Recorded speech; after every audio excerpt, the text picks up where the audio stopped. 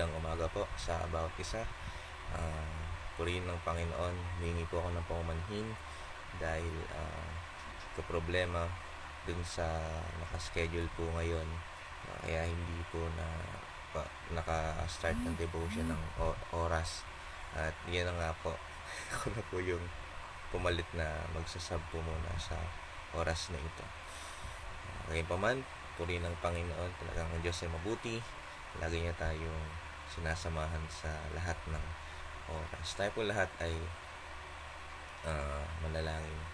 Hallelujah. Purihin kayo, aming Ama. Salamat po sa umagang ito. Tuloy kaming humingi sa inyo, Panginoon, ng paggabay. Holy Spirit, samahan niyo po kami sa pakinig, Panginoon.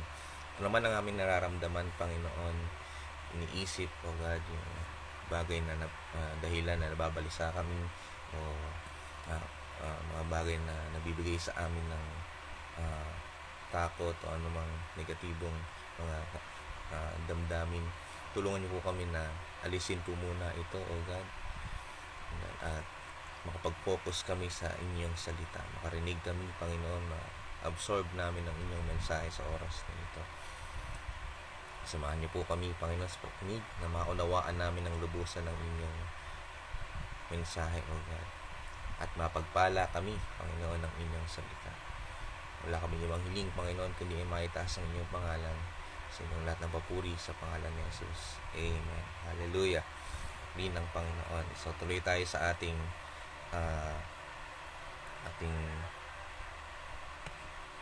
series, The Names of God series. Ang nakaraan, ang pinag-aralan natin ay Jehovah Rapha. Ngayon naman ay punta tayo sa Hukom chapter 6, Judges chapter 6. Ngayon ang tutukuyin natin ay yung Jehovah Shalom. Sa Judges chapter 6, Hukom chapter 6, kung nakaraan ng Jehovah Rapha, ang ibig sabihin ay the Lord God is our healer. Ngayon naman the Lord is our peace. The Lord our peace. Hukom chapter 6. Hallelujah. Hukom chapter 6. Basahin natin sa verse 1 hanggang sa mga sumusunod.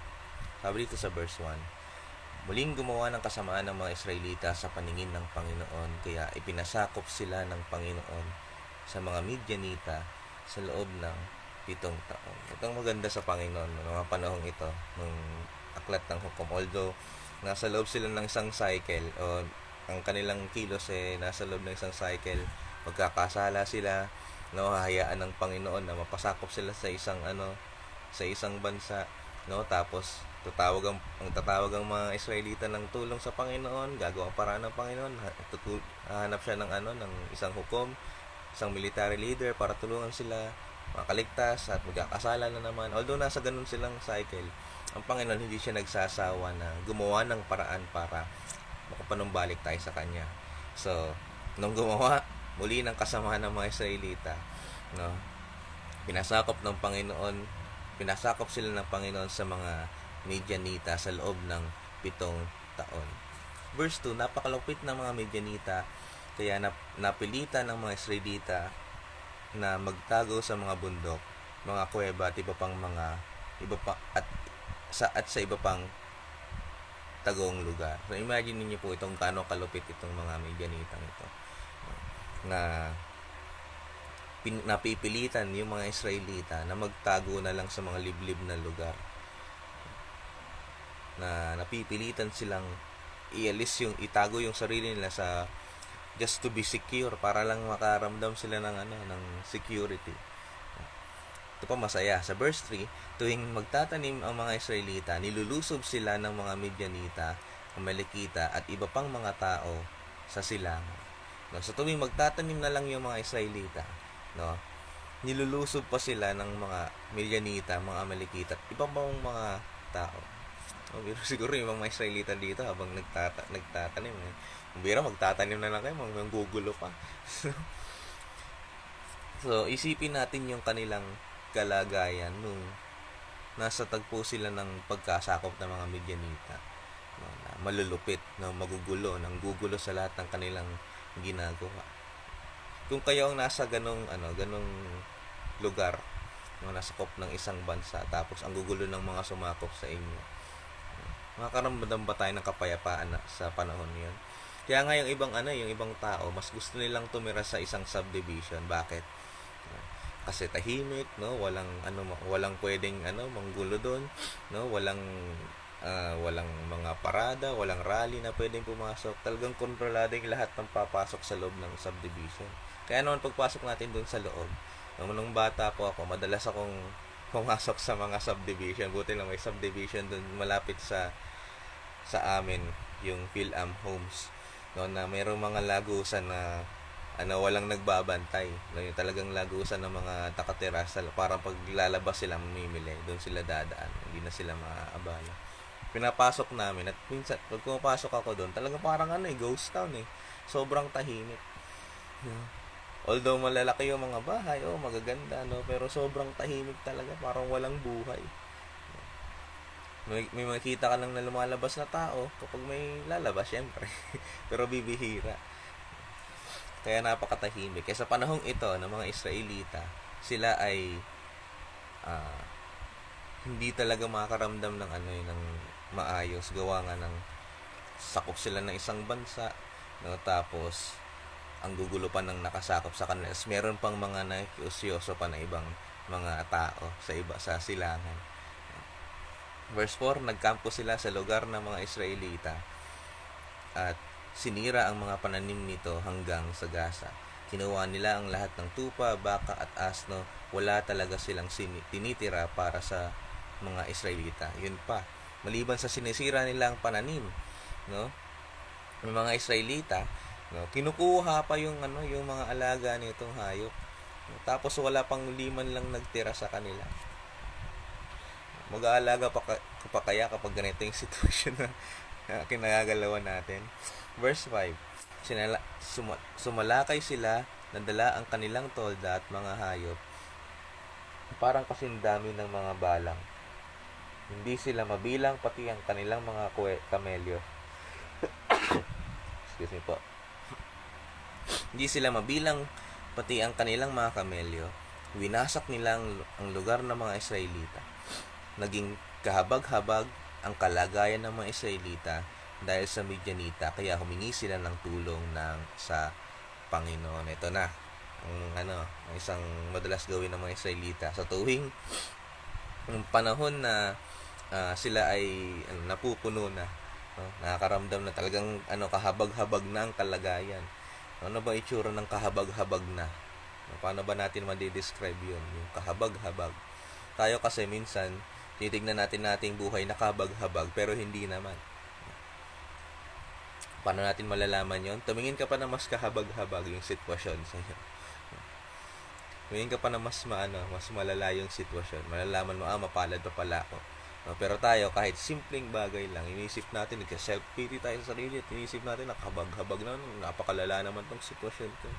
No? At ito na nga ginawa ng Israelita dahil hindi na nila kinaya, no, humingi na sila ng tulong sa Panginoon. Verse 7, nang tumawag sila sa Panginoon, pinadalhan sila ng Panginoon na isang propeta na nagsabi sa kanila, ito ang sinasabi ng Panginoon na inyong Diyos. Inilabas ko kayo sa Ehipto na kung saan inalipin kayo, iniligtas ko kayo sa mga Ehipsyo at sa lahat ng umaapi sa inyo. Pinagtagumpay ko kayo sa lahat at ibinigay ko sa inyo ang kanilang mga lupain. Verse 10, sinabi ko sa inyo, ako ang Panginoon ng inyong Diyos at hindi nyo dapat sambahin ang mga Diyos ng mga Amoreyo kung saan kayo nakatira ngayon, pero hindi kayo nakakinig sa akin. Ito yung nakalito sa mga Israelita. No? Pinaparanas sila ng Panginoon ng tagumpay.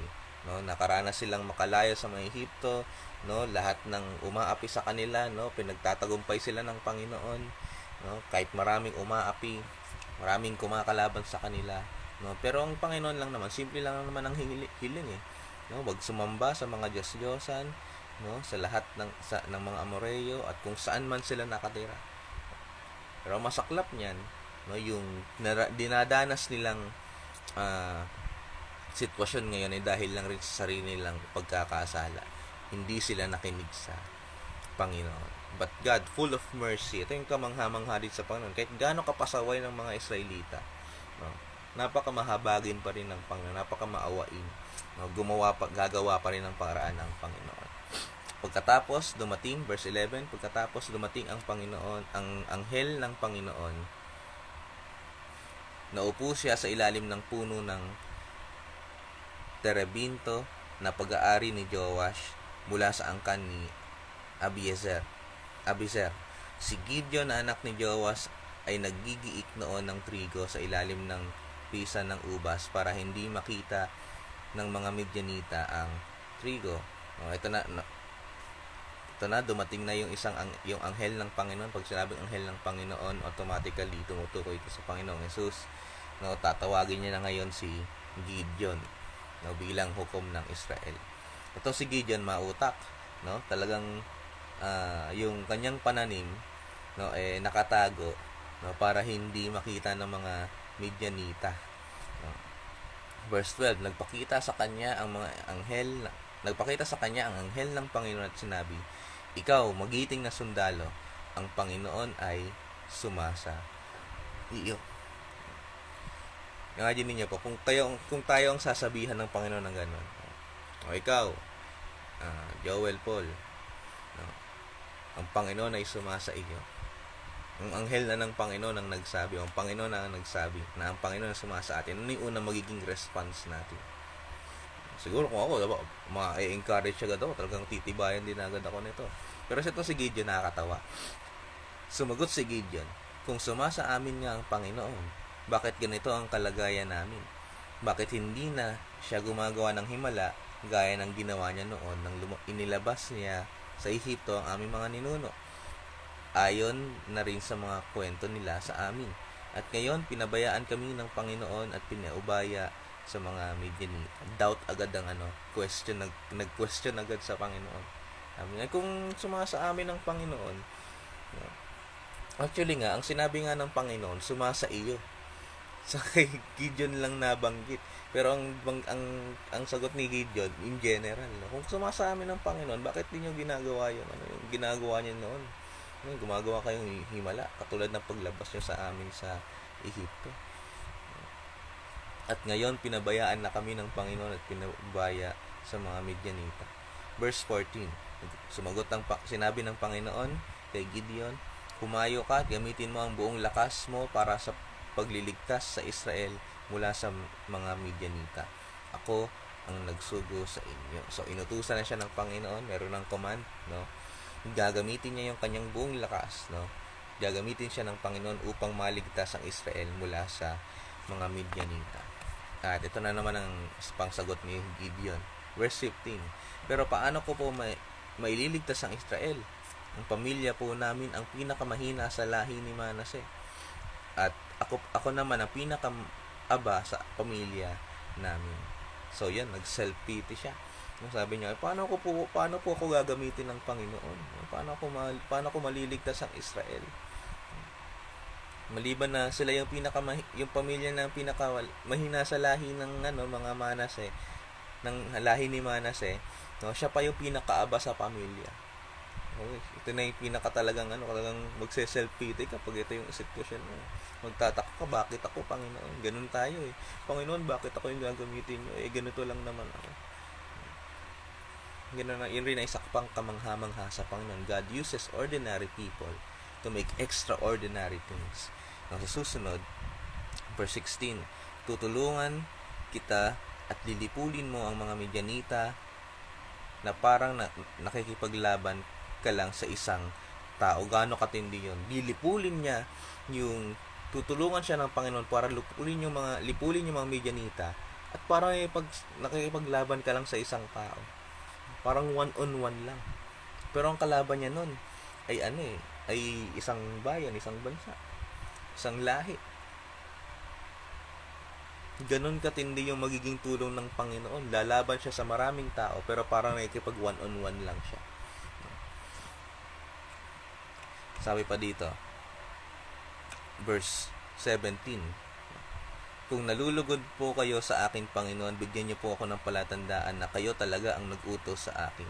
Huwag po muna kayong umalis dahil kukuha ko ng ihahandog ko sa inyo.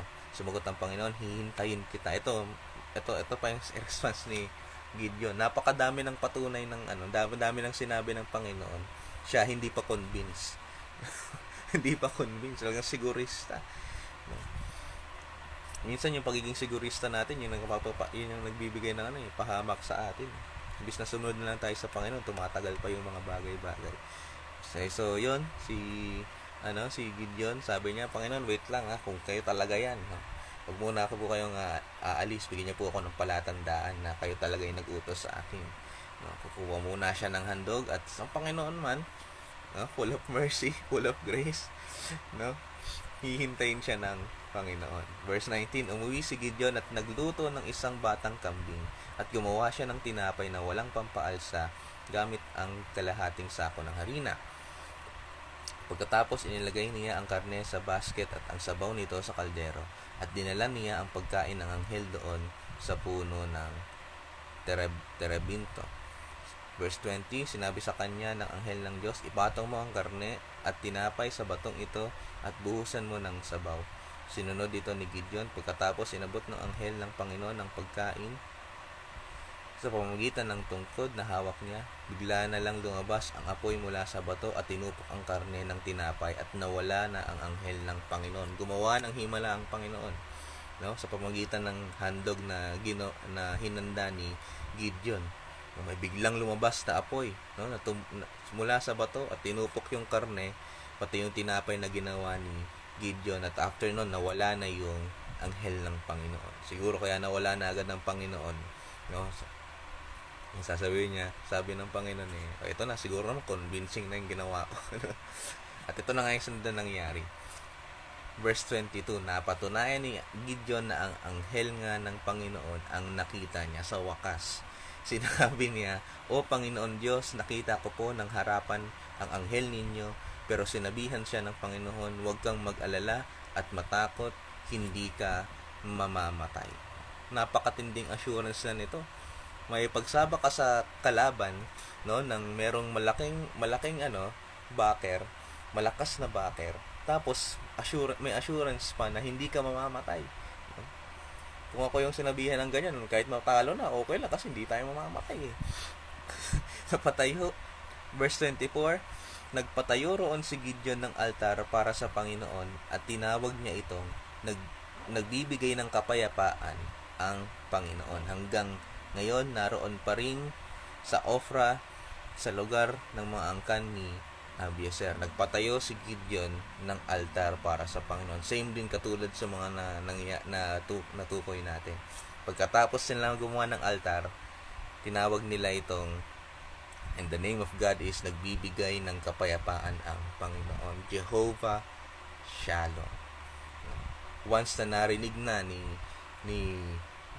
Gideon, nagsambit na ng mga salita ang Panginoon, napatunayan niya na nagbibigay ng kapayapaan ang Panginoon. Sino ba naman hindi magkakaroon ng kapayapaan kung ikaw sinabihan na ng Panginoon ng mga ganong bagay? At yun ang kamangha-mangha sa Panginoon. True peace comes from God. Pagkatapos siya magbanggit ng salita, okay, may panahon tayo na tayo ay nababalisa, tayo ay nag-aalala, maraming iniisip, nalilito, at dahil sa mga pagkakataong ngayon, nakakaranas tayo ng kalungkutan. Mas mabuti, imbis na lumapit tayo sa kung sino man, lumapit tayo sa Panginoon. At kahit nga magbasa lang tayo ng salita ng Diyos, pag nakita na natin, narinig natin yung salita ng Diyos, yung mensahe ng Panginoon, it will give us peace. Bibigyan tayo ng kapayapaan ito, katulad ng nangyari kay Gideon. Sa lahat ng sinabi ng Panginoon, at last naniwala siya. At tinawag niya pa nga ang Panginoon na nagbibigay ng kapayapaan. True peace comes from God. Ang kamangha-mangha sa Panginoon sa mga susunod pa ng tagpo ng Hukom chapter 6, tunay nga na pinagtagumpay siya ng Panginoon. At marami pa siyang ginawa dyan na pagdududa, pero punta na tayo sa Filipos chapter 4. Ito madalas na natin itong tukuyin, pero tignan po muna ulit natin. Filipos chapter 4.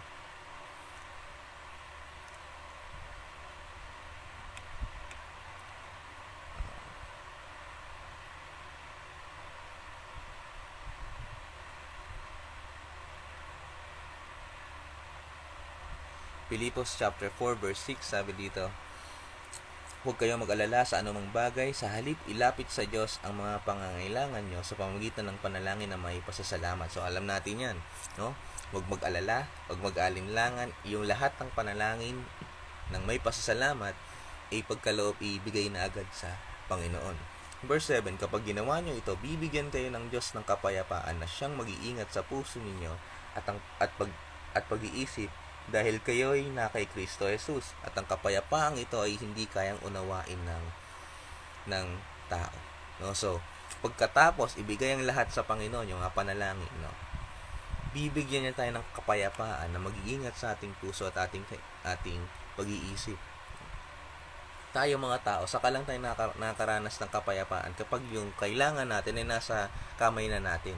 Kapag lumapit tayo, kailangan mo ng pera, uutang tayo. No, utang tayo sa ating kaibigan, at pag na-receive na natin yung perang hinihingi natin, tayo naman ay magiging payapa, parang hawak natin ng buong mundo, na parang gaan-gaan ng pakiramdam natin, parang napaka-milyonaryo natin, no? Ako minsan nung bata ako, makahawak na ako ng 1,000 o 100, no? Feeling ko milyonaryo na ako eh.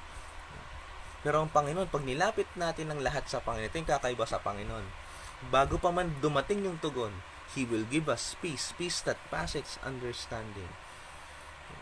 Bago pa man niya ibigay yung tugon sa ating mga panalangin, yung mga pangangailangan natin, binibigyan niya na agad tayo ng kapayapaan.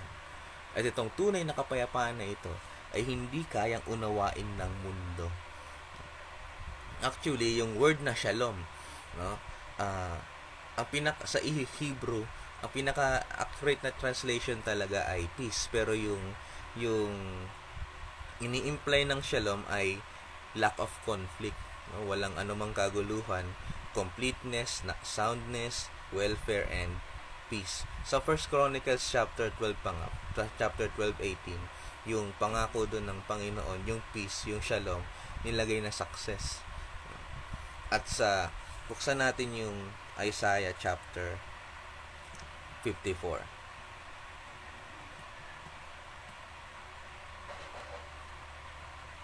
Isaiah chapter 54.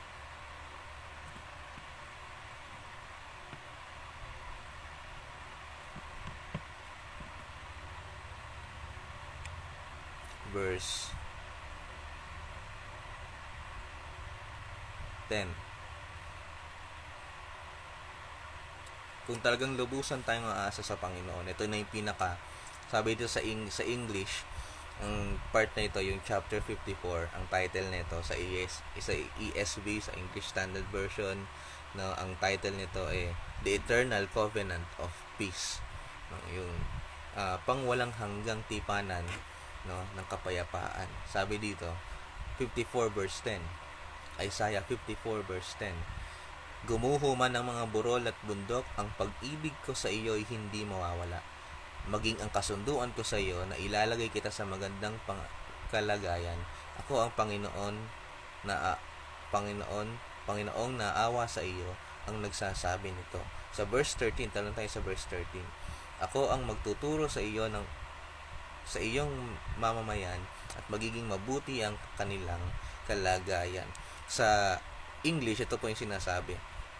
Though the mountains be shaken and the hills be removed, yet my unfailing love for you will not be shaken, nor my covenant of peace be removed. No, kahit yung gumuho yung mga bundok, yung mga burol, no? Yung pag-ibig ng Panginoon ay hindi mawawala. At sabi pa dun sa English, maganda yung pag-translate sa English eh. Yet my unfailing love, yung pag-ibig ng Panginoon ay hindi rin maaalis, nor my covenant of peace be removed. Pati yung tipan ng kapayapaan ay hindi aalisin ng Panginoon, magkagulo-gulo man, no? Kung tayo ay nasa Panginoon, no? Yung kanyang pag-ibig at kapayapaan na nanggagaling sa kanya ay hindi mawawala. Sabi pa dito sa verse 13, and your children will be taught by the Lord, and great will be their peace. Kapag nakilala ang Panginoon, no, at talagang nanampalataya sa Panginoon, great will be their peace. Yung kapayapaan ay talagang napakadakila.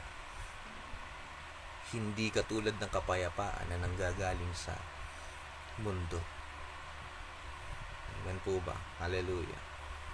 At masaya pa niya nung ang Panginoon ay naririto sa lupa. No, sa Isaiah chapter 9 verse 6, tinawag siyang Prince of Peace, prinsipe ng kapayapaan.